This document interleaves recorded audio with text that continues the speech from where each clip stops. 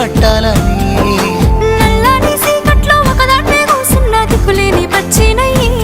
బావా నువ్వెప్పుడొస్తావని ఏళ్ళైపోతుండే పిల్ల ఎన్నెలొచ్చింది మన బతుకులా ఏలైపోతుండే పిల్ల ఏలు వట్టంగా వస్తున్నాయా ఇన్నాళ్ళ ఎడబాటు ఎడవాసిపోతుందిలే ఈ సీనయ్య గుండున్నదే సినదారా నీ కోసము ఈ దూరాన్ని చెరుపుతూ తీరాల తెగిలింది అందాల ఈ మానవు